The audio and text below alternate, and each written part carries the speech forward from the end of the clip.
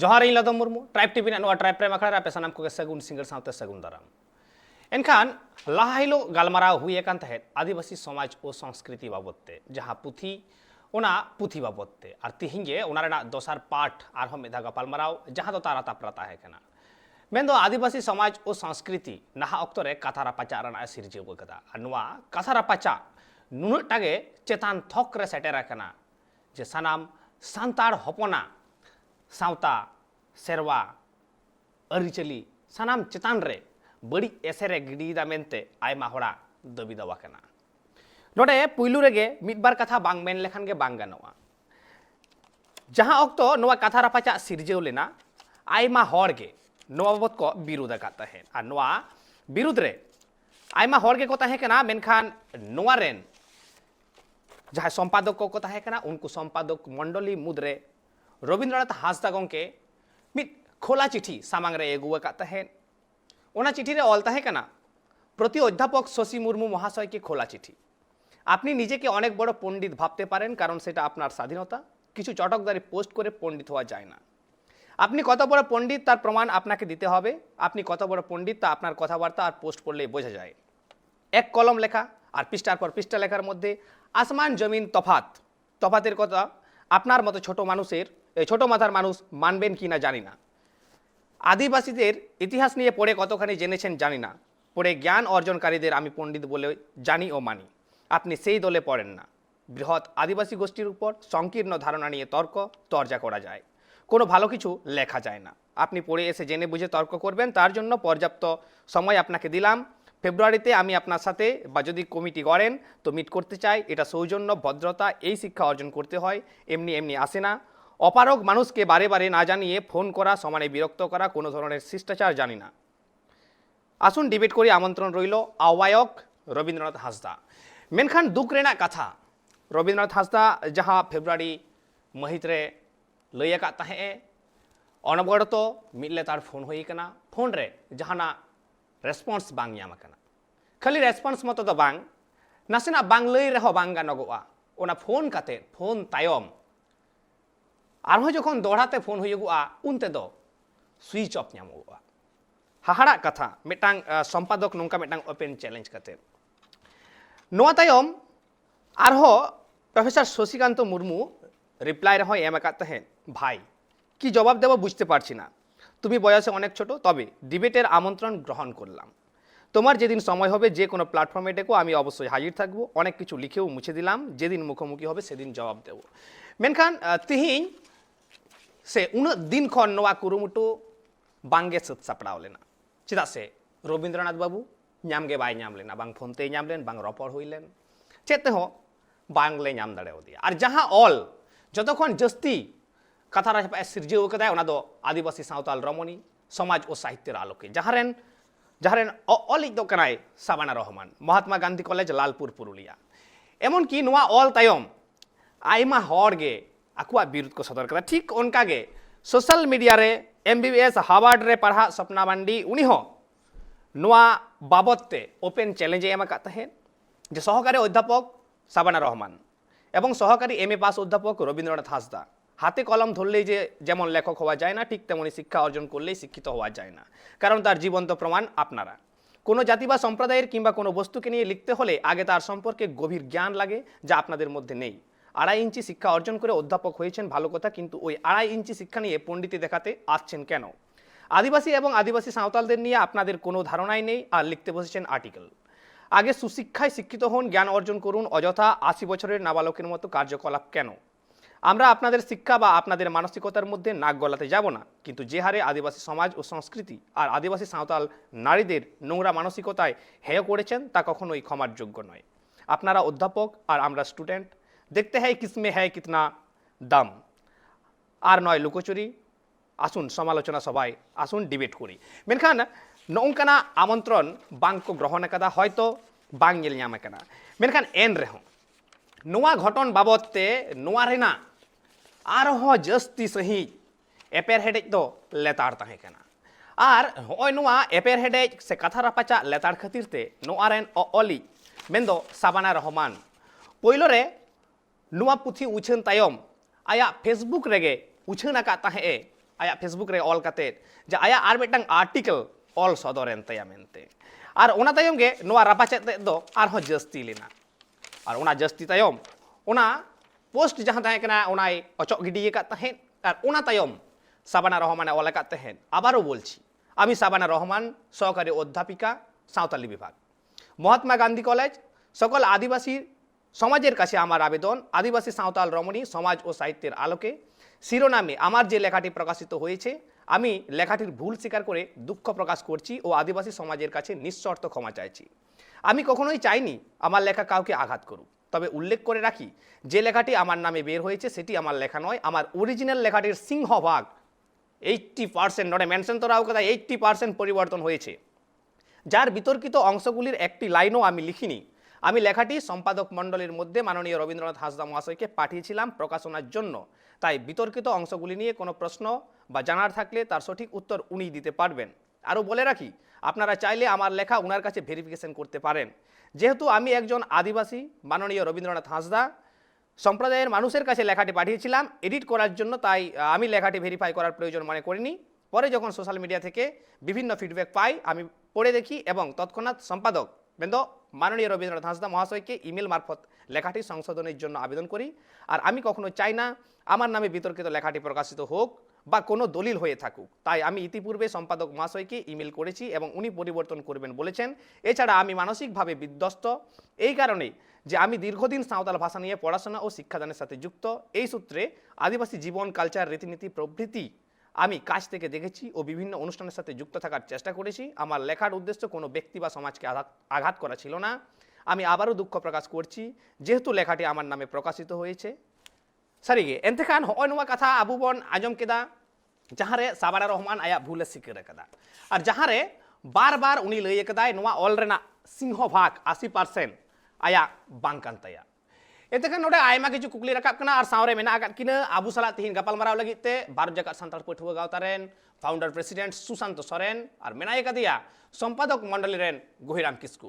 एतेखान लाहाइलो गालमारा हुई कान थेन आयमा किछु कथा गे गुहिराम गंके मेना का तहे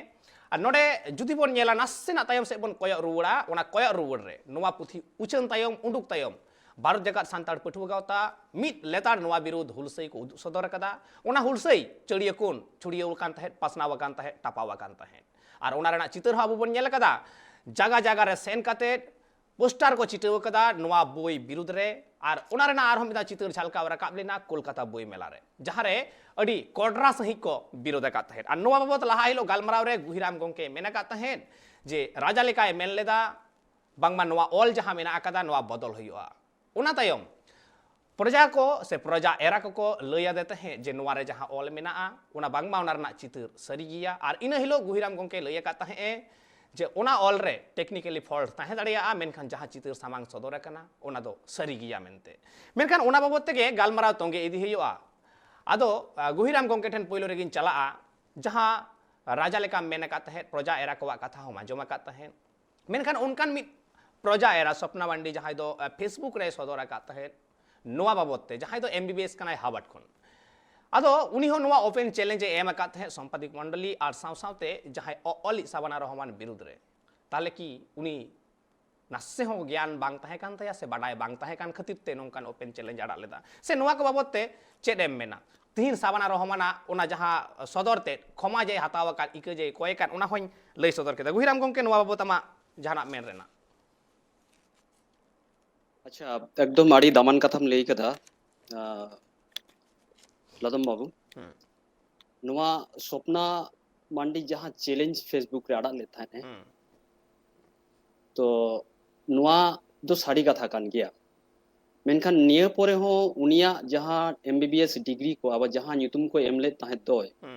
नुआ इदी काते दो बितोर को मिटंग मेना आका स्वप्ना मांडी ओना साउते जहां तिल्ले हपन को कुआ ᱧᱩᱛᱩᱢ माने ना दो गौरव ना कथा काना उनको जुदी विदेश रे एमबीबीएस डिग्री को कोरावा ताहले खान दो नोआ दो गौरव ना कथा काना मेनखान उनको इन बन नेलाकात कुआ तबे जदि नोआ को इदी काते जहाना गालमाराव हुआ ताहले इन मेने냐 नोआ को उनको संग गालमाराव लागि मेनखान गुहिराम गंके जतो कोना मारांग कथा जाना इन्या जहां लई कोइदा स्वप्ना मांडी इन मने दा स्वप्ना मांडी होयतो जहां मेना एमबीबीएस ए करावे दा এবং ওনা ডিগ্রি যাহাই কো ইয়ে কাদা হুই হো দাঁড়িয়া ফেক एकाल मेनखान होय जे हुई दाड़े फेक बताओ कि फेक मेनखान रविंद्रनाथ गंके तो आर फेक दो बांग कनाय उनी तो लई लिया ताले संपादक मंडली खना लई लेदा चेदा तिहिन उनी कोनो रेस्पॉन्स बनु काते नवा बोलते संपादक मंडली पाटा कोन जहाना नोवा रना तेला আচ্ছা নোয়া না যে বলতে উনি যেভাবে মানে উনি মানসিক বিধ্বস্ত কানায় কিছুদিন লাহাগে অসুস্থ হয়ে তাহাই কানায় মাঝখানে ফোন লে তাহান এবং তেহেñ রপোর্ট হইলেন তাহান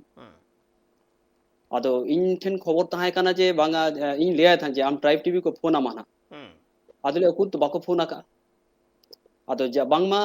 जहां फोन আজা তাহাই কানা ওনা আডা কানা अच्छा তো ওনা খাতির উনি হয়তো বাই নামক কানা ফোন তে ফোন সুইচ অফ আকান তায়া होय दाड़िया তবে হ্যাঁ ইন জাহান লইদা डिबेट मिटन एकदम सारी कथा कान गे नितो अब अक्तो सेटेर काना अब सावता इदी काते समाज इदी काते डिबेट रिया कट्टी तलांग लुतुर रे उकु कोती लई दोहया जे नोवा डिबेट एमन जायगा रे सेटेरा काना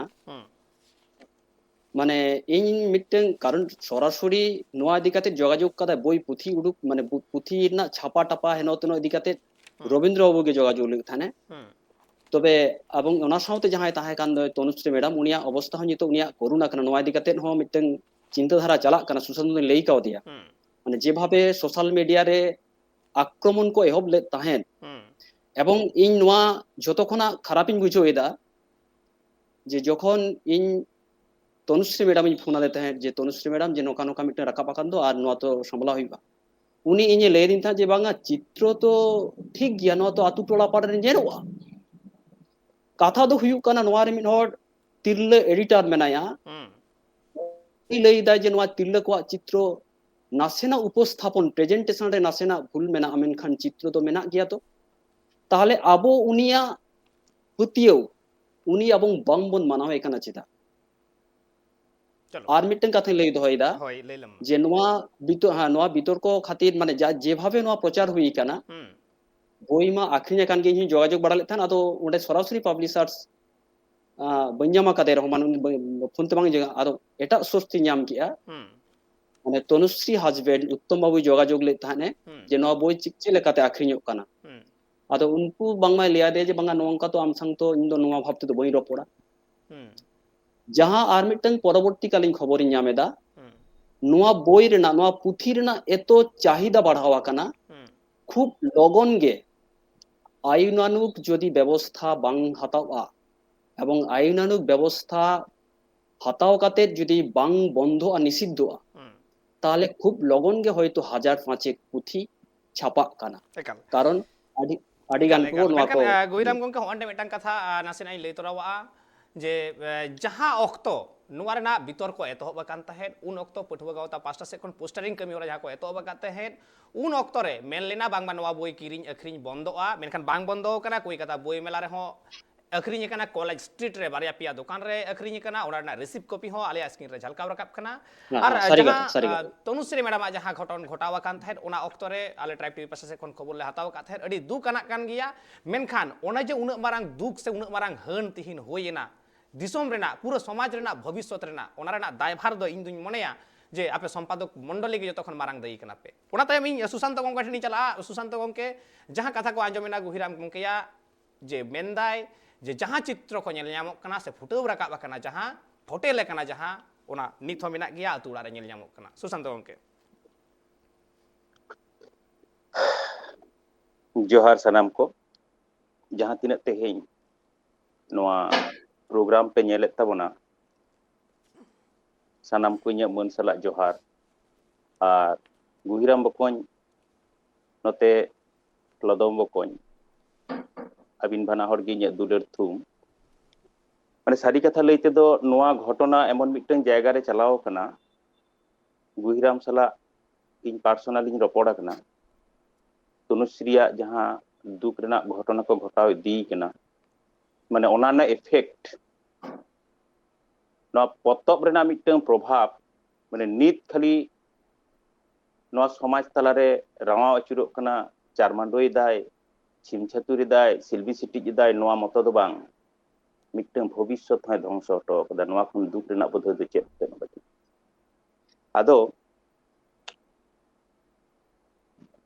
रविंद्रनाथ बाबुआ जहां फेसबुक रे ओना बक्तव्य को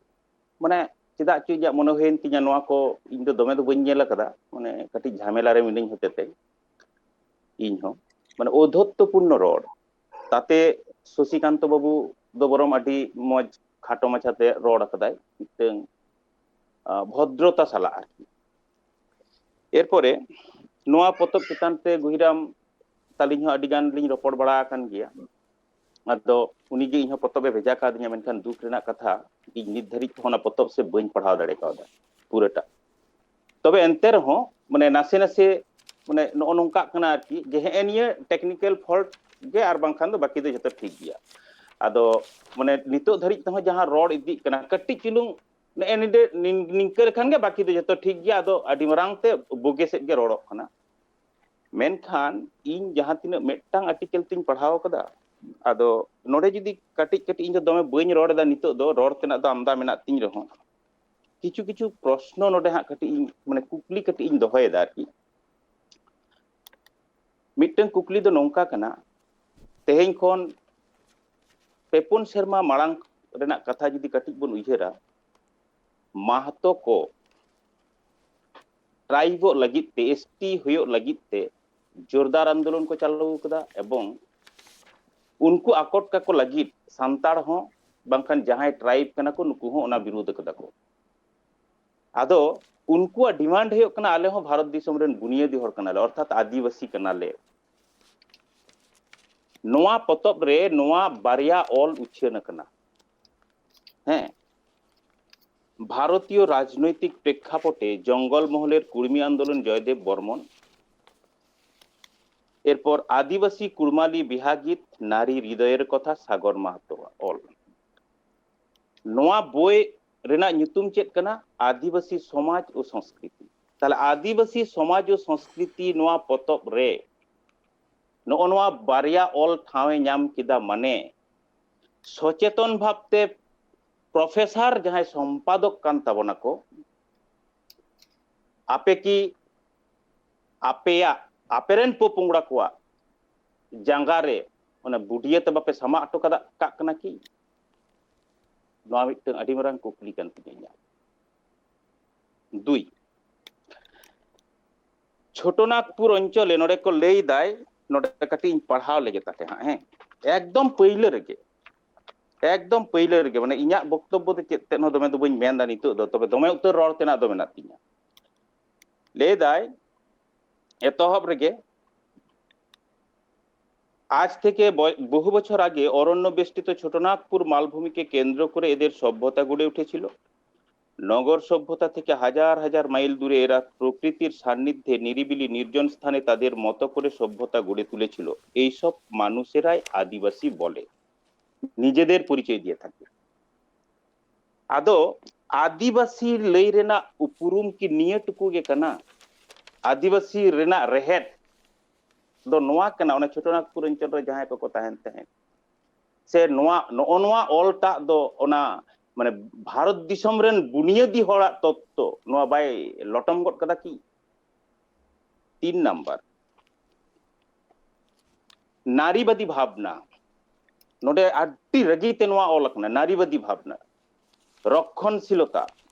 लोक साहित्य चिदा नोआ कथाई लेदा लेदी नारीवादी भावना दो जहां भावना और लोक साहित्य रक्षणशील मन नोआ को दो सांतार समाज रेना माने सावता रेना और बांकान परसी लेका कते नोआ अड़ को सला की नोआ मेसा ओका ठेन नारीवादी भावना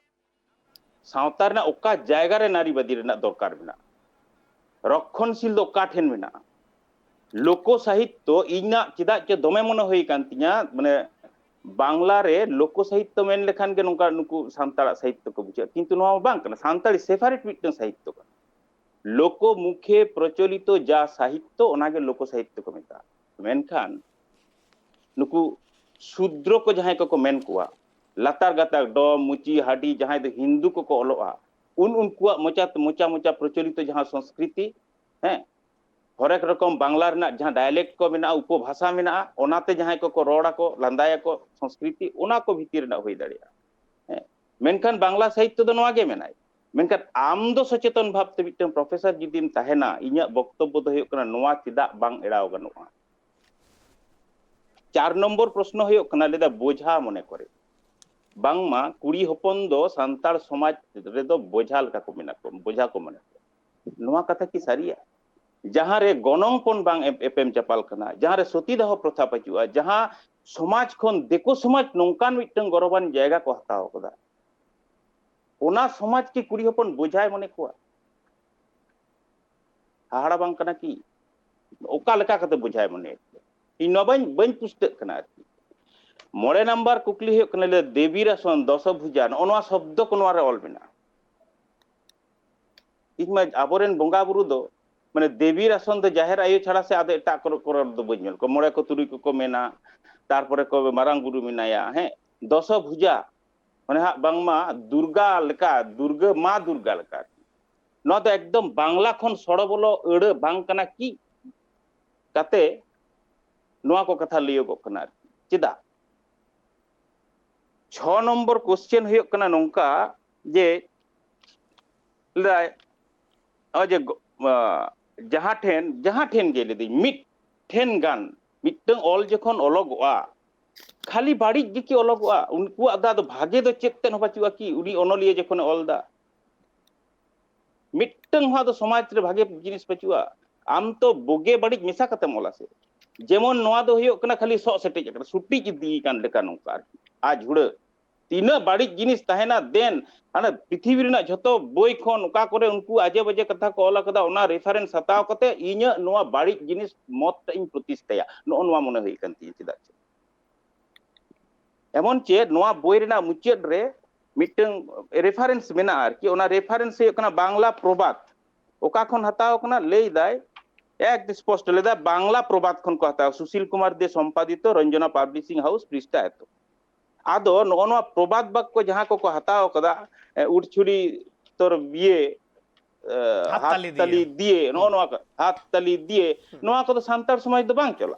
ना तो बेंगा अर्थ को मजे मजे को रोड़ा जे उड़छुरी तोर बिहा दिबो नोका को मेन बड़ाय ओना महतो ठेन खन चल चलचित दो नोड़े हेज कना और महतो को माने के हिंदू समाज रेन उनको दो पूरा पूरी जे कारबार तको आर कि गोपन टन जतो आमेना तको ओय नोका कते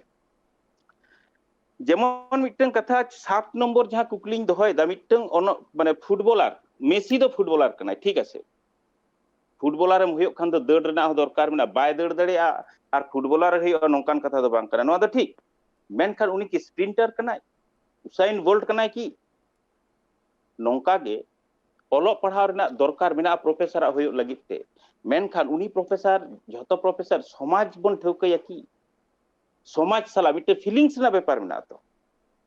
आड्डी भीतर ना मिटे फीलिंग्स इnya जखन आदो तिnya मिटन जिनिस इnya इनबरो अचगो कान लेकान बुझा यदि तायम दाराम वक्त को ᱧᱟᱢᱚᱜ खान तो ताले ओना नोआ बाबत अबो गलमारा एरपर नो जे क्वेश्चन गिन करा दानी तो एखोनो इnya क्वेश्चन आरी चबा ठीक আছে जे डायनी प्रथा नो हे कना 8 नंबर क्वेश्चन संस्कृत श्लोक बस्ती नो कथा कॉल मेना सांतार समाज रेना बस्ती रेना भावना का खन हेजना संस्कृत श्लोक का खन हिजुक कना डायनी प्रथा दो का खन हिजुक कना मिट प्रथा माने चेत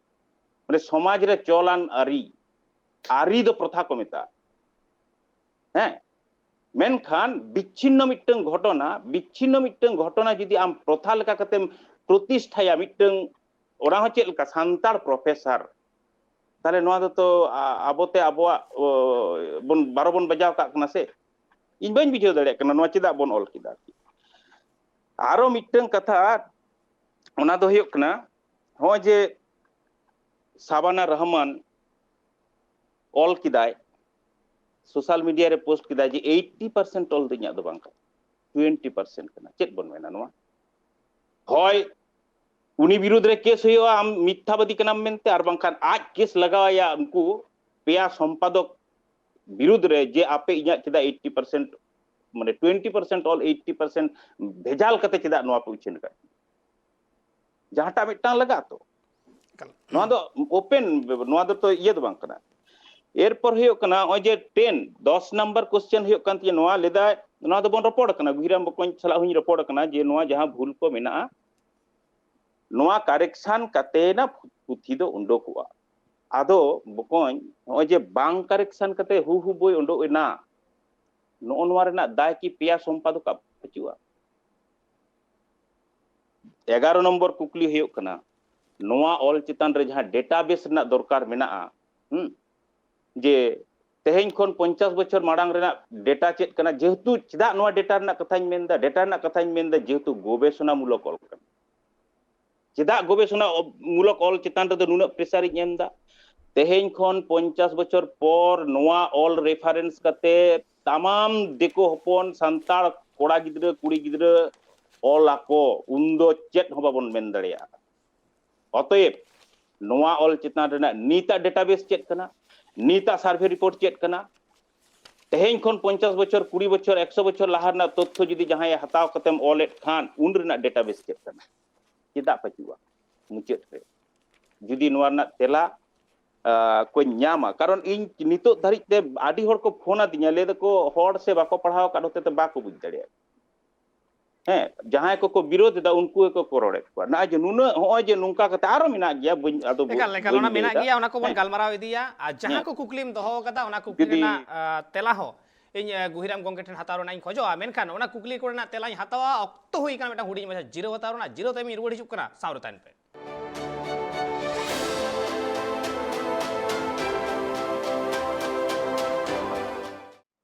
जीरो तय हमार हम इदा सनम को के दोड़ा सगुन दाराम आर बुबन गालमरा तहे तिहिन जहां टॉपिक आते जहां सताम आते सरीगे अडी जस्ती के कथा रपाचा ए सिरजे बकदा मेंदो आदिवासी समाज और संस्कृति जहां पुथी रेना युतुम आर नोआ पुथी रेना ऑल बाबतते आर नोआ रे नोडा आयमा किछु कथा नोडा सुशांत गोंके मेन तोरा केदाय सुशांत गोंके लई केदाय आयमा कुकली आया दोहो तोरा केते गुहिराम गोंके ठेन तेला को हता होयोआ मेनखान ओना लहा नोडे नसेना गुहिराम गोंको दिस हटोयें जे जहां कुड़मी कोआ बारिया ऑल नोडे सेलेद मिना अकदा ओना सरी के अडी मारंग कुकली तैयार दाय उनको कुड़मी तिहिन हो आंदोलन एदा को तिहिन को हुलसे दा ट्राइबो लगिते आर नोडे आरहो मेटांग कथा नोडे मुचाद रे सुशांत गोंके लई हटो केदाय जे नोआ ऑल दाराय खान दिन रे बांग दलिलो आतो पालेन दलिलो आ नोआ दो संपादक को बाडाया आर ओना हते तेके संपादक मंडलिया पाचेत ऑल कानगे এই বইটিতে আদিবাসী মানুষের জীবন সম্পর্কিত নানা চালচিত্রের কথা আলোচিত হয়েছে বাংলা সাহিত্যে প্রতিফলিত আদিবাসী জীবনচিত্রের কথাও সীমিত পরিসরে তুলে ধরা হয়েছে যা এই বইটির বিশেষত্ব বলা যায় বাংলার নানা প্রান্তে বসবাসকারী আদিবাসী মানুষের রীতিনীতি সংস্কার বিশ্বাসের কথাও কয়েকটি রচনায় তুলে ধরা হয়েছে এই বই আদিবাসী মানুষের বোবামুখে ভাষা যোগাবে লড়াই সংগ্রামে দাবি দাওয়া আদায়ে নতুন করে অনুপ্রাণিত করে তুলবে তাছাড়া বইটির আরেকটি বিশেষত্ব আদিবাসী নারী সমাজের প্রতি আলোকপাতের চেষ্টা করা হয়েছে আগামীতে গবেষকদের গবেষণা কর্মে গ্রন্থটি কাজে লাগবে বলে আমার বিশ্বাস এতেখান গুহিরাম গংকে উনাগ গান কুকলি সুশান্ত গংকে দহ কেদায়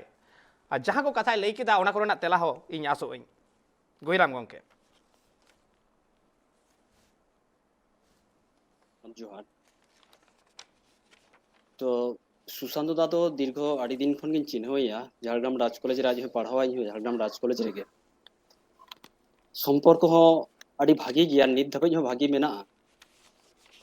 समाज इदी काते सावता इदी काते नो मारांग ते हो आड़ी धाव गालमाराव हुई काना तेहेन एमन मिटन अक्तो सेटेर आकाना माने इन बइन भाबाव दाड़े कावा जे मिद दिन समाज सावता इदी काते डिबेट रे सुशांत दा साव इन मुखोमुखि हुई तिया तो एनो किछु जेहेतु प्रश्न राकाब आकाना इन जवाब एम तेगे हुईना इन मने ले ताहेन इन नोआ को दो पर नोआ मांगते सुशांत संग जोगाजोग हुई काना जे नोआ इदी काते जहां को इशू काना नोआ दो निजे मध्य रे समाधान लेखान के भागी को एकदम शांतार स्वार्थ एकदम एकदम नोआ के तो नोआ एमन जायगा रे नित सेटेर आकाना इन नोआ मांग तीन मने ले थान जे नोआ इदी काते चेत हो बक्तव्य बइन एमा बाध्य कनेन एम लागित बाड़े इन्या नोआ जवाब को आरो होयतो एफेक्ट पड़ाव दाड़ेया आबो सेन गे प्रथम खुद आबो मिटन जिनिस इन मनेया जे खुद दो ताहेन गया जहाना जिनिस रेगे निखुत लईते चेन हो बानुगा इन जुदी जहाना अरे खुद इन पांजाया इन ᱧᱟᱢᱟᱹᱧ स्वयं जे कोन होड़ा स्वयं आबो जहां जे मानमी बनाव आकाद कोआय लीटे गोडेता हो खुद इन ᱧᱟᱢ दाड़ेया अच्छा ओना को तो जहां आकान गे खूब माने भितिर खन बांग उडुकुक काना एनहो उडुक हुयुक कान तिया जे नोआ आर्टिकल रे बारिया माने नोआ पुथी रे बारिया आर्टिकल जहां छपा काना नोआ इदी कते नो गालमाराव हुई लेन ताहेन तो आबो उयहर दोहय माबोन आदिवासी जहां काना को शुधु ट्राइब दो बांग आबो जुदी पुथी को बन पढ़ावा एमोनो आदिवासी मेना को जहां को दो एससी हो काना को भारत रेना किंबा पश्चिम बंग ना जहां ट्राइब ना लिस्ट ओनारे कुर्मी को दो बानु कोना दो एकदम सारी कथा काना मेनखान बांग्लाई सनी कना नि लेदा मेनखान आबो जुदी मारेना पुथी को आबो जुदी इतिहास पढ़ाव काते बोन नेला प्रथम खन गे एहबा होड़ कोरेन मारे हापड़ाम कोरे कथा ओनारे ऑल मेना चांपा धाबी आले आर मुंडे को बीर होड़ को कुर्बी को एमानते को खारवार न्यूतुम तेले बिकौ कान ताहे काना नोका गे आरो ऑल इदी मेना आका कुर्बी को कथा इन बेगर धीरेन्द्रनाथ बास्किया जहां पुथी अब धीरेन्द्रनाथ बास्के सम्पर्के तो उनी तो अब बाबन गे दाड़ाया बंग संस्कृतिर पाक वैदिक प्रभाव नोआ हतो आदिवासी होड़ को गे बोई पुथी काना नोआ रे ऑल मेना चांपार स्मृति सावतालड़ा आज मन थेके मुछे फेलते पारेनी सावताल मुंडा हो बीरहोड़ माहाली कुर्मी प्रभृति गोष्ठीर प्रचेष्टाय गड़े उठेছিল एक विराट जनपद नोआ दो इन पतियो काना आबोआ जहां संस्कृति ताहे काना आबोआ जहां सभ्यता ताहे काना विराट सभ्यतार जहां गड़ को लिया काना ओना सिंधु हड़प्पा दो जानिक खान आबोआ कान गया एवं नोआ इदी काते आबो गौरव ना कथा काना ओडे जहां को खोड़ ᱧᱟᱢᱟ कान दो जहां लिपि सिंधु सभ्यता आदि खंडोड़िए को लई काते जे नोआ दो हुई काना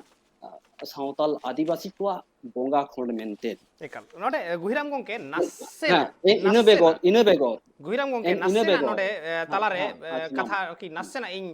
केचे दे मिया अड़ी चेहरा आम दैकम एम दा मारे मारे पुथी को धीरेन्द्रनाथ गोंके कथा हम लई केदा मेनखान दुख रेना कथा उन मारांग मेटांग पुथी ओलेना मेटांग हो रेफरेंस रे बनु कदा सरीगे नुआ अड़ी दुख रेना कथा नुआ बाबत की जहाना आम ठेन तेला मेना कदा ओका पुथी रे नीत जहां रेफरेंस एम एदा नितो जहां रेफरेंस एम दा ओने उना रेफरेंस को मेटांग हो बांग एम कना और जतो खना मारांग कथा धीरेन्द्रनाथ गोंके कथा हम लई केदा नोडे मेटांग ऑल मेना कदा सावताल आदिवासी सम्प्रदायर समाज जीवन संस्कृति और नारीर अवस्थान एवं अर्थनैतिक अवस्थाते कोरोनार प्रभाव जहां तो ननी गोपाल दासा ऑल कना उनी मिठेना ऑल कदाय नेलाबन जे गोत्र जहां तिना गोत्र गेलबार गोटांग गोत्र ऑल कदा और साव सावते ऑल कदा देवता गुहिराम गोंके हासदा करेन देवता की यार गेडे कनाय चौड़े करेन देवता की यार गिरगिटी कनाय बास्के करेन देवता की यार पांता भात कनाय होना को अड़ी गहिर नोआ कर दिते कुकलिंग दहोयदा चिदा से धीरेन्द्रनाथ बास्के या ऑल पश्चिम बंगेर आदिवासी समाज नोआ रे ऑल मेना आकातया 193 पेज रे जे गोत्रेर नाम और जहां को नुई देवताय ऑल कदा ओना तो धर्मीय प्रतीक कना गोत्र रेना धर्मीय प्रतीक कना उन मारा मिस्टेक चिक लेका रे मेटा रिसर्च आर्टिकल रे नोआ कोरेना तेला गोंके जहाना मेना के गुहिराम दा हाँ नोआ जहां अवश्य ओना देवता जहां ओला काय ओना दो जहां टोटेम को लिया काना बाखान दो प्रतीक को लिया काना एकदम सारी कथा कान गया तो आबो टोटेम ओडे होयतो देवता बांग काना को ठीक गया नोआ दो आजा मिस्टेक काना ननी गोपाल हो आजे लेई कथा ओना तकी लेई कथा किछु किछु होयतो मिस्टेक मेना आका আসলে ব্যাপারটা তো চেক কেন বড় বকন ইন কাটি নডা কাটি কেচে দেন মিয়া কাটি কেচে লেম গে হ্যাঁ देवता बाखान কাটি नवा চুলুন टोटेम प्रतीक कान गे अवश्य हां কাটি কেচে কাটি রড দা কাটি নডে হ্যাঁ हम्म মানে আম যাহা রড়েম এহব কেত তাবনা আরকি নিতো মানে খুদ পাঞ্জাল খান খুদ তো ᱧᱟᱢᱚᱜ ᱜᱮᱭᱟ হ্যাঁ हां खुद पाजा लेखान ᱟᱫᱚ খুদ তো ᱧᱟᱢᱚᱜ ᱜᱮᱭᱟ ᱱᱚᱜᱼᱚᱭ ᱡᱮ ᱱᱚᱣᱟ ᱠᱟᱛᱷᱟᱢ ᱢᱮᱱ ᱠᱮᱫᱟ ᱥᱮ ᱟᱫᱚ ᱱᱚᱣᱟ ᱠᱟᱛᱷᱟ ᱨᱮᱜᱮ ᱢᱟᱱᱮ ᱯᱩᱨᱟᱹ ᱩᱛᱛᱚᱨ ᱢᱮᱱᱟᱜᱼᱟ ᱟᱨᱠᱤ ᱟᱵᱚᱣᱟᱜ ᱵᱟᱝᱠᱷᱟन ᱱᱚᱣᱟ ᱛᱚᱨᱠᱚ ᱵᱤᱛᱚᱨᱠᱚ ᱛᱮᱦᱮᱧ ᱱᱩᱱᱟᱹᱜ ᱥᱚ ᱥᱮᱴᱮᱡ ᱪᱮᱫ ᱛᱮ ᱵᱟᱝ ᱦᱩᱭ ᱠᱚᱜᱼᱟ ᱛᱮᱦᱮᱧ ᱡᱟᱦᱟᱸᱭ ᱦᱚᱲ ᱠᱚ ᱞᱟᱹᱭ ᱠᱮᱫᱟ ᱪᱮᱫᱟᱜ ᱱᱚᱜᱼᱚᱭ ᱡᱮ ᱥᱟᱱᱛᱟᱲ ᱥᱟᱶᱛᱟ ᱟᱨ ᱱᱟᱨᱤ ᱥᱚᱢᱟᱡᱽ ᱦᱮᱸ ᱱᱚᱰᱮ ᱫᱚ ᱯᱩᱨᱟᱹᱴᱟᱜ ᱜᱮ ᱛᱤᱨᱞᱟᱹ ᱠᱚᱣᱟᱜ ᱢᱟᱹᱱ ᱢᱮᱱᱟᱜ ᱛᱟᱠᱚᱣᱟ ᱢᱮᱱᱠᱷᱟᱱ ᱟᱢ ᱡᱩᱫᱤ ᱠᱟᱹᱴᱤᱡ ᱠᱷᱩᱸᱫᱮᱢ ᱯᱟᱸᱡᱟᱭᱟ ᱢᱤᱫᱴᱟᱝ ᱵᱟᱨᱭᱟ ᱠᱟᱛᱮ ᱦᱮᱸ ᱟᱫᱚ ᱚᱱᱟ ᱢᱤᱫᱴᱟᱝ ᱵᱟᱨᱭᱟ ᱫᱚᱢ ᱧᱟᱢ ᱜᱮᱭᱟ ᱵᱟᱢ ᱧᱟᱢᱟ ᱱᱚᱣᱟ ᱠᱟᱛᱷᱟ ᱫᱚ ᱵᱟᱝ ᱠᱟᱱᱟ ᱢᱮᱱᱠᱷᱟन ᱚᱱᱟᱜᱮ ᱪᱮᱫᱟᱜ ᱦᱟᱭᱞᱟइट ᱥᱟᱱᱟ ᱤᱧᱟᱹᱜ ᱵᱚᱠᱛᱚᱵᱵᱚ ᱫᱚ ᱱᱚᱣᱟ ᱡᱟᱭᱜᱟ ᱨᱮ ᱟᱢ ᱡᱟᱦᱟᱸ ᱮᱴᱟᱜ ᱥᱮᱫ ᱮᱢ ᱞᱟᱹᱭᱫᱟ ᱮᱴᱟᱜ ᱠᱷᱩᱸᱛ ᱡᱮ ᱱᱚᱣᱟ ᱵᱳᱭ ᱨᱮᱱᱟᱜ ᱠᱷᱩᱸᱛ ᱯᱟᱸᱡᱟ ᱵᱟᱝ ᱤᱧ ᱫᱚ ᱚᱱᱟ ᱫᱚ ᱵᱟᱹᱧ ᱞᱟᱹᱭᱫᱟ ᱥᱟᱱᱛᱟᱲ ᱥᱚᱢᱟᱡᱽ ᱨᱮᱱᱟᱜ ᱠᱷᱩᱸᱛ ᱢᱮᱱᱟᱜᱼᱟ ᱢᱮᱱᱠᱷᱟन ᱱᱩᱱᱟᱹᱜ ᱵᱷᱟᱜᱮ ᱫᱤᱠ ᱢᱮᱱᱟᱜᱼᱟ ᱚᱱᱟ ᱵᱷᱟᱜᱮ ᱫᱚ ᱵᱟᱝ ᱚᱞ ᱠᱟᱛᱮ ᱚᱱᱟ ᱠᱷᱩᱸᱛ ᱛᱮᱫ ᱜᱮ ᱪᱮᱫᱟᱜ ᱥᱟᱵ ᱨᱟᱠᱟᱵ ताली के बोन हाँ ले आज नवा दो विराट मेंते मिटंग अच्छा ठीक गया प्रतिवादी बेपार में सुशांत दा आदो प्रश्नों को जहां हैं एम होन ला वटा ओना तो ओना को इन लई हुचुई में हैं दो आम लई दा खूत ओना पुथी रे जहां भेजा का मिया आम ओना नेल में ओंडे एमोनो आर्टिकल मेना आका ओना रे भागी दिक ऑल मेना आका नारी कोवा ओना कथा तो बम लई कोई हो भागी दिक मेना ओडे इन तु लई दा भागी दिक मेना আসলে শুধু যে ভাগি দিক বন ওলা অনলিয়ে কো নৌকা দো সাঁওতা সুসিরিয়ে কো নির্দেশা কো চিলেকার হুইবা বাড়ি bang দিক noa co kata জাহাं do Mena inya kukli ge tahe kana আবা noa বাপ do Sujan inya love kukli ge tahe kana বাড়ি ba বাড়ি iya nonde kati le lege iñ do onka bhage do bañ le iñ inya प्रश्न tahe kana inya प्रश्न tahe kana inya kukli do tahe kana khali ki badi ge mena bogeyak do nasina apa che tobe chedak bang ol lena বগিয়া মেনা বগিয়া হ OLA কানা ওনা পুথি রে পড়াও কাতে যদি বন নেলা noa ওনারে sabana বগিয়া rohmana ol redo dome pachua Bangla Shabana আর তো বানু ইন বাড়ায়া উনি ᱤᱧ ᱫᱚ ᱱᱚᱣᱟᱧ ᱯᱟᱲᱦᱟᱣ ᱠᱟᱫᱟ ᱯᱩᱨᱟᱹ ᱮᱠᱫᱚᱢ ᱯᱩᱥᱴᱟᱹ ᱯᱩᱥᱴᱤᱧ ᱯᱟᱲᱦᱟᱣ ᱠᱟᱫᱟ ᱦᱮᱸ সাবানা রহমানা ᱡᱩᱫᱤ ᱯᱟᱪᱩᱜ ᱠᱷᱟᱱ ᱱᱚᱜᱼᱚᱭ ᱡᱮᱢ ᱥᱤᱠᱟᱹᱨ ᱠᱮᱫᱟ ᱵᱚᱠᱚᱧ ᱡᱩᱫᱤ ᱯᱟᱪᱩᱜ ᱠᱷᱟᱱ ᱱᱚᱣᱟ ᱨᱮ ᱛᱟᱦᱞᱮ ᱱᱚᱣᱟ ᱪᱮᱫᱟᱜ ᱟᱯᱮ ᱯᱮ ᱦᱚᱲᱛᱮ ᱩᱱᱤ ᱯᱟᱵᱞᱤᱥᱟᱨ ᱪᱮᱫᱟᱜ ᱵᱟᱯᱮ ᱢᱮᱛᱟ ᱫᱮᱭᱟ ᱥᱴᱚᱯ ᱟᱢ ᱟᱞᱚᱢ ᱟᱠᱷᱨᱤᱧ ᱦᱟᱛᱟᱲᱟ ᱱᱚᱣᱟ ᱵᱚᱱ ᱚᱪᱚᱜ ᱞᱮᱜᱮ ᱛᱟᱨᱯᱚᱨᱮ ᱦᱟᱸᱜ ᱵᱚᱱ ᱟᱠᱷᱨᱤᱧᱟ ᱱᱚᱜᱼᱚᱭ ᱡᱮ ᱱᱩᱱᱟᱹᱜ ᱦᱚᱲ ᱴᱷᱮᱱ ᱪᱟᱞᱟᱣ ᱠᱟᱱᱟ ᱟᱢ ᱚᱠᱚᱭ ᱴᱷᱮᱱ ᱠᱷᱚᱱᱮᱢ ᱛᱩᱞᱟᱹᱣ ᱜᱮᱭᱟ ᱱᱤᱛᱚᱜ ᱢᱟᱱᱮ ᱠᱟᱛᱷᱟ ᱫᱚ ᱦᱚᱸ ᱱᱚᱣᱟ ᱡᱟᱭᱜᱟ ᱨᱮ ᱠᱟᱱᱟ কথা ᱟᱨᱠᱤ তো নোয়া গে ᱦᱮᱸ কানা সুশান্ত দা ᱦᱮᱸ ব্যাপার হুᱭᱩᱜ ᱠᱟᱱᱟ ᱱᱚᱣᱟ হয়তো ᱟᱹᱰᱤ ᱜᱟᱱ ᱜᱮ ᱠᱤᱱᱛᱩ ᱤᱧ ᱴᱷᱮᱱ ᱡᱟᱦᱟᱸ ᱠᱷᱚᱵᱚᱨ ᱢᱮᱱᱟᱜᱼᱟ প্রায় 90% মহিলা কিন্তু কো মনেᱭᱮᱫᱟ যে বাংলা নোয়া কো চিত্র তো মেনা সমাজ রে তো আমি লই যে ভাগি দিক বাং অল লেনা চিদা আদো ভাগি দিক যে যত ক্ষেত্রে রওয়া তাহলে খান আবওয়া লাহা চিকেতে বাড়ি আবো যদি বাড়ি দাপাল রেগে বন্ধ হোক আম মিটং সুশান্ত দা লই মে ইᱧ মিটং কুকলি রাকাব ইয়ে কানা আবো ইño মানে নুনা দিন আবওয়া সাঁওতা নোয়া ইদি কাতে ইño যথেষ্ট রেসপেক্ট এবং নিতো হ রেসপেক্ট মেনা তিña কিন্তু কিছু কিছু আবো নিতো অক্ত সেটে রাকানা যে আবওয়া মানবিকতা জায়গা খন বিচার লাক্তি কানা ᱤᱧ ᱢᱤᱫᱴᱟᱝ ᱤᱧ ᱞᱟᱹᱭᱟᱢ ᱠᱟᱱᱟ ᱩᱫᱟᱦᱚᱨᱚᱱ ᱫᱟᱹᱭᱠᱤᱧ ᱞᱟᱹᱭᱟᱢ ᱠᱟᱱᱟ ᱢᱚᱱᱮ ᱠᱟᱜ ᱢᱮ ᱢᱤᱫᱴᱟᱝ ᱚᱲᱟᱜ ᱨᱮ ᱢᱟᱹᱭ ᱟᱨ ᱵᱟᱹᱵᱩ ᱢᱮᱱᱟᱜ ᱠᱤᱱᱟ ᱵᱚᱸᱜᱟᱜ ᱠᱟᱱᱟ ᱵᱚᱱ ᱟᱵᱚ ᱡᱟᱦᱟᱱᱟᱜ ᱜᱮ ᱦᱳᱭ ᱢᱚᱱᱮ ᱠᱟᱜ ᱢᱮ ᱟᱵᱚ ᱢᱟᱜᱽ ᱵᱚᱱ ᱵᱚᱸᱜᱟᱜ ᱠᱟᱱᱟ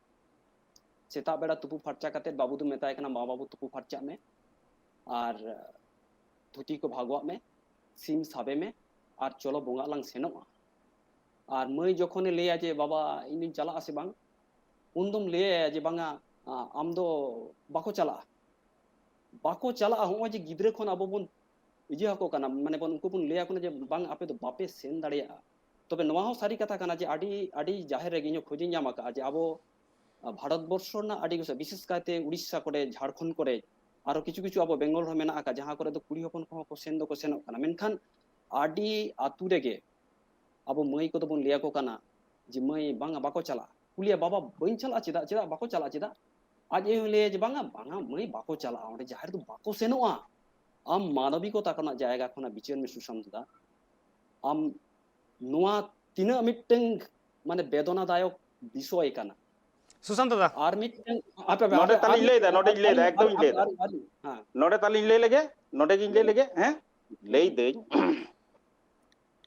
नोआ धरती पुरी रे कुड़ी और कोड़ा चेदा ए सिरजन केट को नोआ नोआ रना उत्तर जहां को एम दाड़े ताले तो मिट गेको तहां को एक दो नंबर कथा हुयुक कना नोंका जाहेर रे खाली मार्क्सिम गे चेदा एम ले केदा बाहा मा मोड़े रना कथा बाम ले ले दो जे जतो हड़ को चलाक कना ताले बाहा आको जखोन मा मोड़े आको जखोन जतो हड़ को चला दोंग एनेज लांगड़े एनेज पता एनेज परब एनेज मिट ते कोड़ा कुड़ी को चला चेदा को चला ताले आसले बकन चेद ले मिसन ओ जे खुद बन पंजाय दसे हैं नोना खुद पंजा पंजा ते दोसे जतो गंडगोल नारी एवं पुरुष नो मिटन आबो की बन मनेया नितो जे मिटन ओ जे रीति को चल बिना जे कोड़ा गिदो कुड़ी गिदरा को इतुर अकोवा ताले आबो बन लेया जे नारीवादी रना भावना जायगा खन रक्षणशील त्याग कते कुड़ी कोड़ा इतुर आया से मिटन समाज रना व्यवस्था तो तहे दरकार कन ओकाटा सेंद्रा दो कुड़ी गिदरा दो आपे सेंद्रा चला पे अयोध्या बीर नोआ बन मेना से उनी सेंद्रा बाय चलाव दड़िया कानते नोआ दो बन लेया जे नोआ दो अबमानना का अरे ओका ठेन चला ना ठाव कना चला ना जायगा कना ओंडे दोय चला मेन खान जहां ठेन बाय चला ओंडा ओना गी चिदा साब रकाब कन इजा तो वक्तव्य तो ओंडे गिती गोहिराम गंके ताले खान दो जुदी है होय को बाहर रे बको चलाव दड़े को मा मोड़े रे बको चलाव दड़े को लांगड़े एनेज दोंग एनेज पता एनेज परब एनेज जुदी कोड़ा कुड़ी मित बको चलाव दड़े को ताले बोन लई किया जे बांग ठीक हो जे तमन तेहेन दो बाहा कना बोन नो को दो फीलिंग्स ना व्यापार कना तेहेन बाहा कना बोन नोआ बाहा ऑक्टो रे जाहिर रे सोड़े दको सोड़े जम कते तारपरे आरो माने नायके इदी को चलाव कना नायके आगु को चला सोड़े हो को जम दा इना तयम होयतो आबो बोन लई दा जे या उनको सोड़े दो से बांकान तेहेजा जाहिर सोड़े दो अड्डी मौज होई कना अड्डी सेबेल इनिंग कुली मिया जुदी जे चेद लका सेबेल होई कना मसे ले में ले अड्डी सेबेल या अरे चेद लका सेबेल होई ना ओना गितिन कुली मिया मा बेखाय में नोरे जहाना बेखा कना मेना नोआ हो नोआ जायगा जहां लेदा नोआ दो फीलिंग्स रना जायगा कना किछु किछु जायगा मेना बको नोआ दो फीलिंग्स ना जायगा कना आम ओना सेबेल दो से बाम बेखा दड़िया हैं अच्छा ओना गोहिराम गंके मा ने लई दे अच्छा बाहा मा मोड़ेना कथाम लई के सुशांत दा असले इनो बइन भादरना काम सला डिबेट रिन हजुआ एनो लई हुई कांतिया बाहा एवं मा मोड़े इन जहां करे नेलका इन इदी दाड़िया पिए जे ओना करे दो सारी कथाम लई का को कुड़ी हपन को सेनो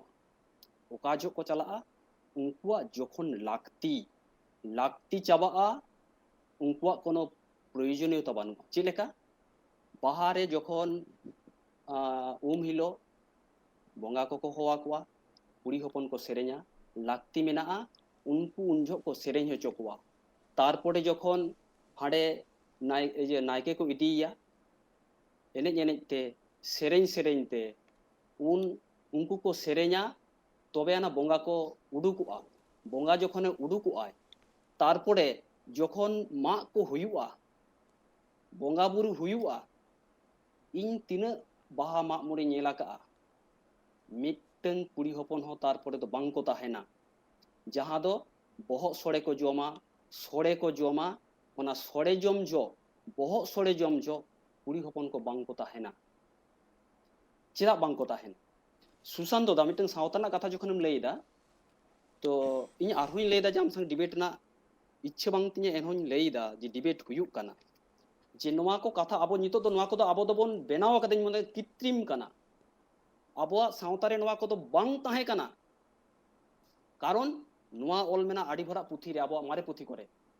इन्या कथा हुयुक काना नोना को जहां को माने ऑल मेना आड़ी जायगा रे ऑल मेना माने खेरवाल वंश हड़ कोरेन मारे हारा हापराम करे कथा ओनार हो मेना हड़ हपना समाज समालम ओनार हो मेना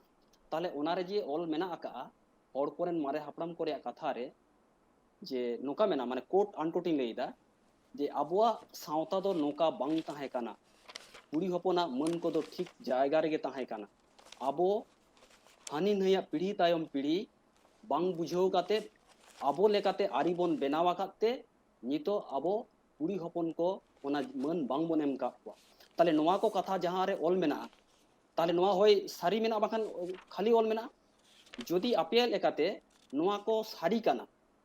ताहले अब नोआ को बाबन मानावा चिदा जदि नोआ को ऑल एड़े गया ताहले आपे जहां समाज संस्कृति बोई पठुआ गांवता को रपा का को ताहले इनी लेया नवा को पुथी आपे रपा पे bang bang je no de hoy je miteng katam le kida se mane olok hor then do mane jahay বিশেষ কাতে তেই টপ মোস্ট লেভেল রে jahay apa professor ko jaha ko pada arki hor uduan hor arki ado unku ko then do hoy je jaha katha men ke do no onwa ge asok kana ing do ama chet tahe kan tama oka then ama gorbo kana গবেষণা কাতে অন্য জিনিস দম highlight সা অন্য জিনিস দম highlight সা আর ওকা কো বড়ি তাহেন তাহে কান তম ওনা দো মেন কাতে যেম এতম টকা মেন কাতে এতম টকা বাং মেন রেনা কথা দো বুঝ মেন দা মেন কাতে এতম টকা আদো নওয়া অল দো ওনা বাং হই কলা নুনে গরব রেনা কথা নো মেন দা এক দু নম্বর যাহা কথা এনাং রে বিদাই মেনে তাহে যত হড়া অল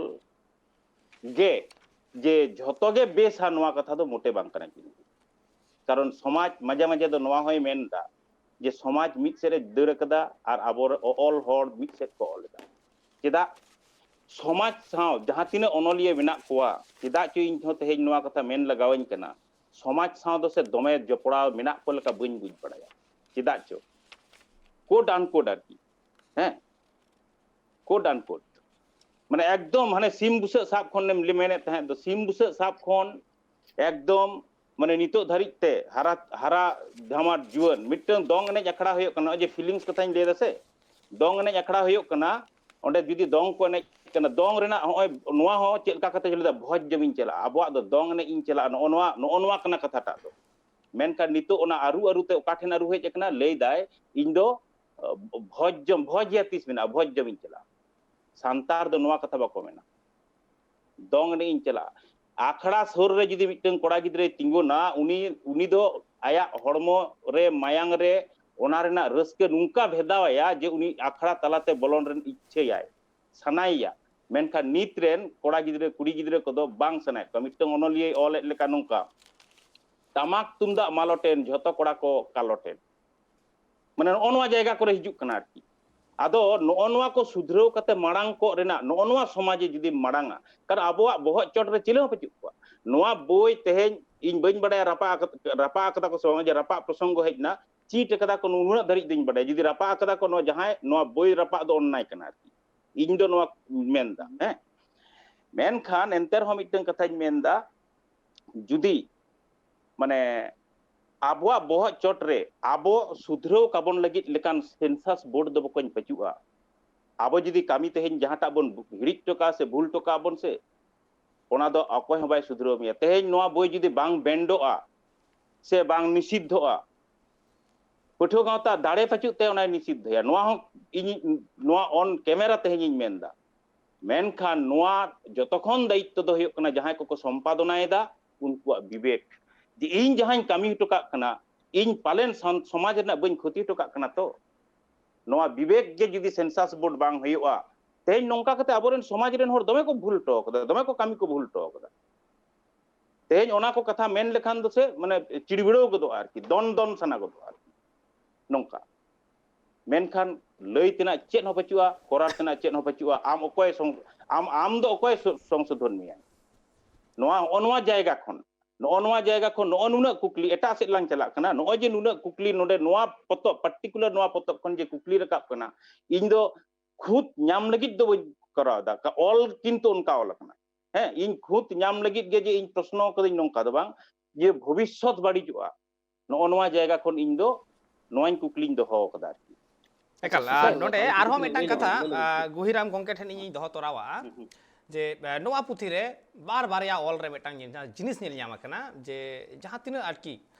आदिम सान्ताड़ तिरले को मेना आकाद कुआ उनको ऑल पढ़ा बाबत ते से उनको तायम रे दो होई कना जेलेका साबाना रहमान जहां ऑल कना ओना रे एकदम मुचे रे मेना आकादा आदिवासी समाजे नारीदेर पिछिए राखा হয়েছে বলেই হয়তো সমাজে তো পিছিয়ে পড়া মন মনন মানসিকতা সব দিক দিয়ে পিছনে রয়ে গেছে নারী শিক্ষা ব্যতীত কিছুতেই এই মুক্তি সম্ভব নয় সারি কথা কানা মেনখান मेटांग कथा नोआ रिपोर्ट अब जुदी बन नेला आदिवासी समाज और संस्कृति जहां पुथी मेना आकादा नोआ दो रेफरेंस रे बनु आकादा जुदियो नोआ रे 2015 साल रे जहां नोडे हिसाब को एम आकादा 2015 साल भीतर रे कोड़ा को सांताड़ कोड़ा को 65.8% को सिखनत करना और कुड़ी को ना जाएगा 72.2%। ताले सिखनत रेना हार अकोया बढ़तिया गुहिराम गंके चेदा नवा को कथा उकु ताहेन करा तावले सेंसास चिलेका को रिपोर्ट का नवा सुदु आदिवासी चेतन रे नवा दो मेटांग ऑल करना आदिवासी समाज और संस्कृति ये तो बार मेटांग पुथी आदिवासी समाज और संस्कृति हैं आदिवासी चेतन रे तबे जदि नवा को इजे कदा आतु पाड़ा आतु टोला पाड़ा रे जहां बन ताहेना अब जदि नितो बन नेला चित्र दो शिक्षित बोलते प्राइमरी की जदि अब शिक्षित बन लई कोवा ताले खान दो बांग लाफांग सेचेत सेन दो नवा दो पतियो गे हुई तबना लदम बाबू इया नितो होयतो जहां चिर ओला कान परसेंटेज ना हिसाब बइन दाड़ा काना आतु टोला पाड़ा ना चित्र जदि अब बन नेला ताहले खान नवा दो पतियो गे हुई आज अब कुड़ी हपन कुड़ी गिद्रे को दो सेचेत सेन दो उन दो बाबन लाहा कोवा एवं उनको दो बन ले को जे कोनो रकम ए पास टास लेखान गे बन जमाई को नवा मानसिकता मेना नवा दो सुशांत दाय मानाओ और बाय मानाओ और लदम बाबू मानाओ बाम मानाओ नवा दो किंतु एकदम वास्तव चित्र काना माने एकदम वास्तव चित्र काना इनिन मोनेया नितो मेना तिरले को तायम रे मेना इन टाइम पे रेफरेंस हिसाब ते जहां सुशांत दा ले था जे नवा पुथी रेफरेंस हिसाब ते नुकाना कथा तो बांग काना अब नवा मांग ते जहां को पुथी ओला काना ओना को अब जदि रेफरेंस हिसाब ते बन हताव किया ताले कान समाज दो नुना डामाडोल बांग हुई को सोजे कथा हुई काना नमा अबवा समाज और नोहा इन बार-बार लेदा अबवा समाज चेलेका ताहेना बांग ताहेना ऑलबिल तलाते ओना दो साब दोहो तो अडी आठ कना ऑलबिल तलाते आम गार्जा गुजुग में जे नोहा बांगा होली आलपे अजोगा सरस्वती आलपे बोंगा कोवा हाना आलपे बोंगा कोवा आरो किछु किछु जिनिस राकाब आकना बितर कितो आबो सेरवा रे हो माने ओलक पढ़ाव इदी कते बोंगा को राकाब आकना आरो आडी किछु राकाब आकना नोवा कोरेना आबो जदि नागाम बोन पांजाया ताहले खान दो ओना दो इजे गया माने गंडगोल गया मेनखान लई काते अकोय हो बाबुन सचेतन धारा कोवा धारा ओका सेनते चलाआ बांग चलाआ ओना नेल हुआ और इन दो एई कारण ते नोवा कथा कोई लेदा सुशांत दो मिटन वास्तव घटना ना कथा लेया नोडे मुचित दे माने मुचित दो बांग आरो जदि ताहेन समक्त ना किंतु लई सनाइन कना जे इन मिटन घटना नेला का जे मिटन हराम होड़ असहाय हराम होड़ रा ते दिन चला कान ताया चेदा घटना दो नोंका काना उनी जाहेर को जुरिमाना आकादिया आतु होड़ चेदा बांगमा जाहेर कुड़ी हपन बोलन दो माना गया आदो उनी दो एकला गया कुड़ी गिद्रे जहां को ताहे कान तया पिया पुनिया मोने तुरी गोटांग कुड़ी गिद्रे को ताहे काना जतो को जावाय का को मिटंग कोड़ा गिद्रे ताहे कान तय उनी हो एक्सीडेंट को गतो काना बयस काना उनी हराम होड़ सोड़े चोंदा हुआ सोड़े बाय चोंदा दाड़ा काना बाको गड़वाय काना चेदे चिका का जे टुकीटाकी साहान को टुकुज को चेलांग को अक्तो कम गया गुहिराम गंके कटी लगन मछा आरकी हुडिंग ते हां ओना इदियाय काना चेदा ए बोलो ना कुड़ी हपन